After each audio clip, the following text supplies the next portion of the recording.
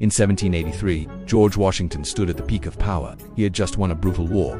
His army was loyal. The people admired him. Many wanted him to become king. But instead of taking power, he did something no great military leader had done before. He resigned. This single decision changed the future of the United States and set an example for the world. This is the story of George Washington, the man who could have ruled but chose to serve. George Washington was born on February 22, 1732, in Virginia, in the British American colonies. His family was not rich, but they were stable farmers. When George was only 11 years old, his father died. This forced him to grow up early and take responsibility. Unlike many leaders of his time, Washington never attended college. Instead, he educated himself through reading, discipline, and hard work. At a young age, he became a land surveyor, traveling through dangerous forests and rough terrain. This built his physical strength, confidence, and leadership skills. More importantly, it taught him patience, planning, and responsibility, qualities that would later define him as a leader. In his early 20s, Washington joined the British colonial army and fought in the French and Indian War. Here, he learned the reality of war. He made mistakes, he lost battles, he watched soldiers suffer. But instead of quitting, he learned. This experience shaped him into a careful and determined military commander. He understood that victory did not depend on strength alone, but on strategy, timing, and endurance. By the 1760s and 1770s, tension between the American colonies and Britain was rising. The British government imposed heavy taxes on the colonies without giving them political representation. The colonists believed this was unjust. Washington was not a radical revolutionary at first. He hoped for peaceful reform. But when Britain refused to listen, conflict became unavoidable.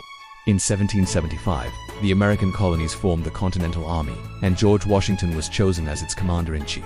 This was a massive responsibility. He had no proper army, no strong navy, very little money, yet he accepted the role, knowing failure could mean death for himself and the destruction of the revolution. The American army was weak, poorly trained, and under-equipped. The British army was one of the strongest in the world. At times, defeat seemed certain. Washington lost many battles. His soldiers faced hunger, cold, and disease. Many deserted, but Washington never gave up. One of the hardest moments came during the winter at Valley Forge. Soldiers had no shoes, little food, and almost no shelter. Yet Washington stayed with them. He shared their suffering. His presence kept the army united. Slowly, discipline improved. Training strengthened the troops, and in 1781, with the help of French allies, Washington achieved the decisive victory at Yorktown, forcing the British to surrender. After 8 long years, the United States had won its independence. After the war, Washington was the most respected man in America. Many expected him to become king, but he shocked the world. In 1783, he resigned from the army and returned to his farm. King George III of Britain reportedly said that if Washington truly gave up power, he would be the greatest man in the world. Washington proved that leadership was not about ruling, it was about serving. In 1789, the new nation needed stability. The people unanimously elected George Washington as the first president of the United States. He did not seek the position, but once again accepted out of duty. Everything had to be built from scratch. The government system, the presidential role, the economy, the military. There were no rules, no examples. Washington set the foundation. He established peaceful governance, balanced power between branches, and promoted national unity. He refused to act like a king and avoided unnecessary authority. Most importantly, after serving 2 terms, he stepped down, creating the tradition of peaceful transfer of power. This single action protected American democracy for generations.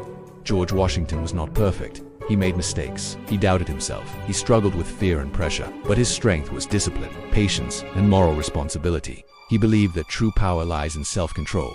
He once said that discipline is the soul of an army and the backbone of character. His leadership was based on trust, not fear.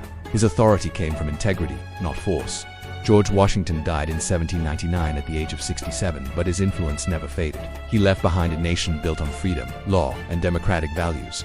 Today, he is remembered not just as America's first president, but as the man who proved that power does not corrupt when guided by principles. George Washington's life teaches us one simple lesson.